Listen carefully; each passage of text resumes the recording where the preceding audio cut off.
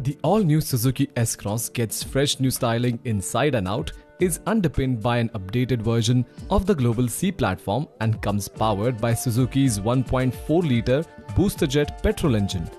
The second-gen Suzuki S-Cross measures 4,300mm in length, 1,785mm in width, 1,585mm in height, and has a wheelbase of 2,600mm. The length, width and wheelbase of the new model are surprisingly identical to that of the outgoing one, although the overall height is actually 10mm shorter. The new S-Cross has a bold design which is similar to Suzuki XL6. The exterior design includes a newly designed oversized front grille with horizontal chrome line running through the grille towards the updated LED headlights. The side of the car looks sporty and much wider with 17-inch dual-tone black alloy wheels and side indicators. The back of the car also comes with newly designed tail lights. Unlike any other Suzuki, the top of new S-Cross is covered with a panoramic sunroof.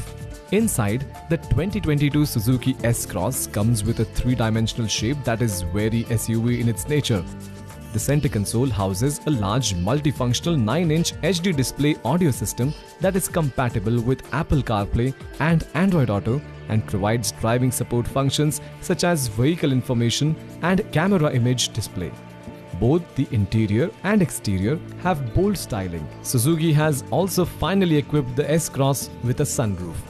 The car will be equipped with several advanced driver assistance system features like traffic sign recognition, autonomous emergency braking, adaptive cruise control with stop and go, blind spot monitoring, lane departure prevention, and front and rear parking sensors and a 360-degree parking camera.